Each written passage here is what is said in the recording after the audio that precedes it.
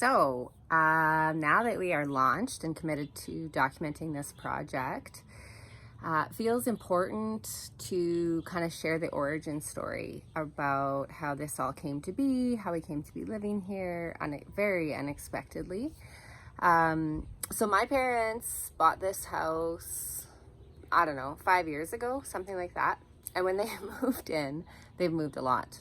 Many times, just like me. We have this compulsive moving habit that my realtor enjoys in some degree, I'm sure, and also finds hilarious. But anyway, so they moved in here about 5 years ago. We helped them move in, and I distinctly remember thinking to myself, oh, I don't know why they're buying this house. Like, this house is not for me. I would never want to buy a house like this. It's too big, and it's chopped up in a bunch of rooms, and I don't know, I had a whole bunch of criticisms about it. Weird 80s, 70s, it's 1978 design things that you really can't fix. And anyway, not for me.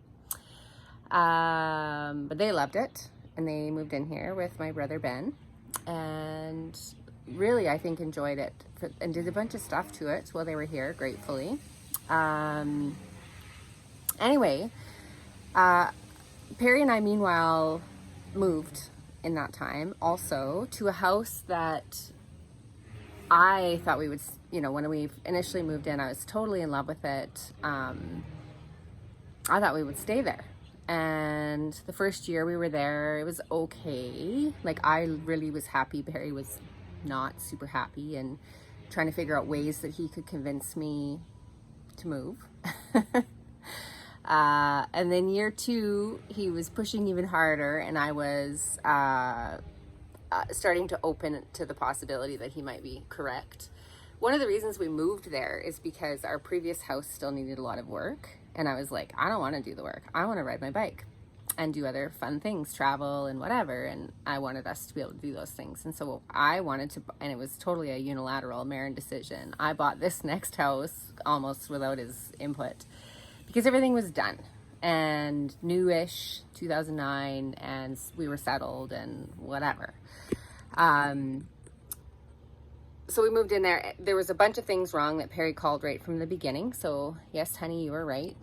I'll just say that publicly. One of which was a long single driveway, which required about 7 hours of one person shoveling after a heavy snowfall. So after having to do that on myself, totally by myself on more than one occasion, and there was nowhere to put the snow. Like, we had to build all these contraptions to haul the snow out of the yard, and once somebody was parked in that big long driveway, nobody could get in or out, and we had trailers and we had multiple vehicles. Like, it just was a nightmare. The whole time we lived there, it was a nightmare. Lots of things were positive and great about the house itself, but that part, we just, it just became more and more clear that this wasn't going to be a fit for us. Also, we lived right by the trains, and not only did they shake our bed, literally, but access in and out became a real headache. And every time Perry, he got to the point where every time he hit a train, he would text me a picture of the train.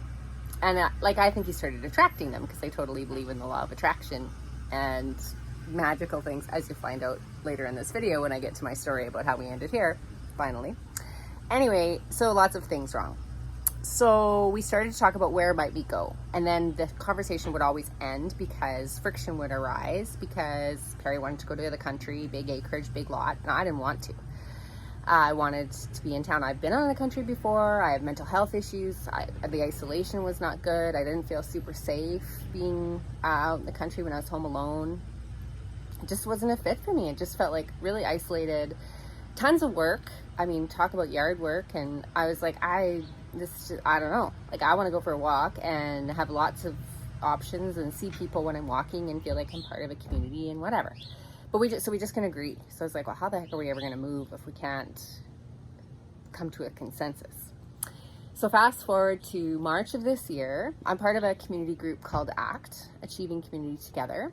And one of the cool things about that community, we have these events, and with COVID, we had to figure out a different way of having events. And so we had a virtual screening of The Big Disconnect, which is a movie kind of about how we're more and more isolated from each other and how we need to create opportunities for people to gather with their neighbors and know their neighbors and these kinds of things, which is, you know, Paul Bourne was one of the people featured in the documentary. He was the CEO of the Tamarack Institute, and that's their whole gig. And the Tamarack Institute has done a lot of development with our group to try and get this kind of idea that we need each other and collective impact, these sorts of ideas, social innovation, blah, blah, blah.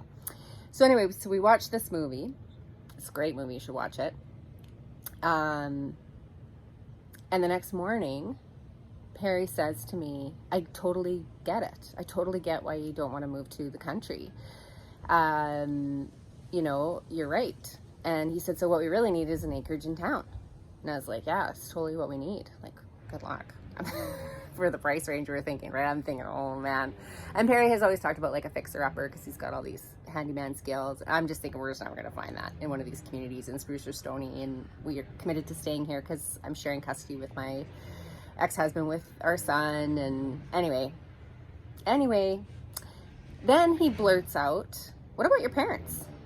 And meanwhile, my parents' house has been on the market for months.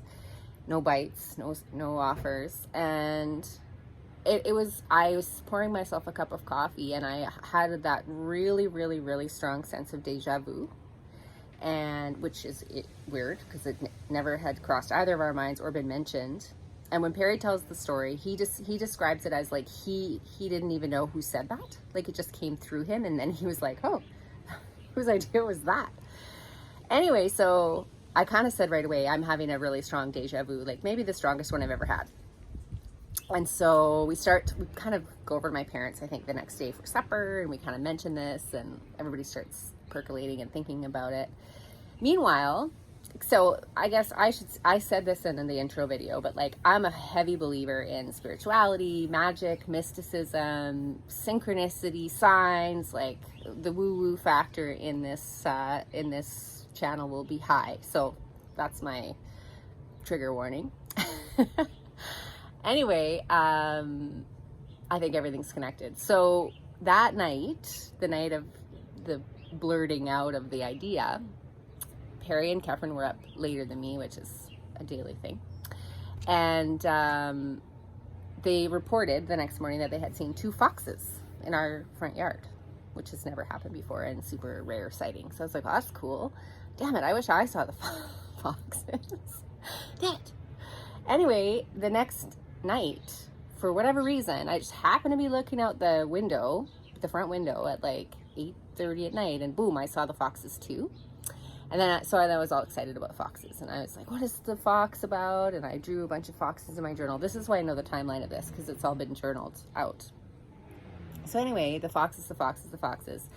Meanwhile, this other idea, so Roy and I agree that we're going to do this, but they basically say you have to get your house sold and off the market before we even take ours off the market. I was like, oh my God, we hadn't had it listed, nothing. So we fly into action. We get our house ready to list. We get it listed. It sells in like 3 days or some ridiculously fast number. Roy and I leave their house on the market until ours is closed. So it's like another 3 weeks or something like that. Anyway, so that happens. They finally take their house off the market. We do a deal with them. Very generous on their part, ridiculously generous. Thank you, Mom and Dad. I love you. And they kind of really help us out in that way, and so that we can afford it. And we start telling them our plans. And meanwhile, my mom has had all these brilliant ideas because she's a visionary about all these things they wanted to do, but they had 2 properties. They had this house and one in Nordegg, and my brothers were sick and have since passed away. And so like clearly they had a lot on their plate, full-time jobs. So they just never got to a lot of the stuff they wanted to do. And we decide we're going to take it on and do these projects. So here we are. So we basically start renovating before we even move in. We start ripping and tearing before Roy and I are out. And another perk I should mention is that Roy and I are retired. They retired at the end of June and moved to Nordegg, and they really were hoping to have a place to come and visit and stay. And our previous house was about 1/3 of the square footage of this house, and it didn't feel big enough for 5 of us to be hanging out here together. So this house is considerably bigger. One of the things that they did, because we were all living here together for May and June, is they kind of drywalled a room for themselves downstairs, which is quite lovely and large. And so they have a place to stay, and they don't have to even change their mailing address if they don't want to. So that was also another brilliant thing. Anyway, so the weekend, one of the weekends that we were here, we are in full renovation mode. I've ripped off all the oak doors. I'm painting them white in the garage. Perry set me up this whole painting station. We're in a cul-de-sac, and immediately we know every one of our neighbors. Actually, 2 doors down, I've known those people since I was 5 years old because they were in our church. You know, our next door neighbors are one of them is a teacher. She's super lovely. But next door on the other side are original owners. So they've been here since the 70s and watched every single owner, 5 owners, now we're the 5th owner, come through this house. And I was like, oh, that's super interesting. And then she starts telling me, yeah, the Foxes built this house.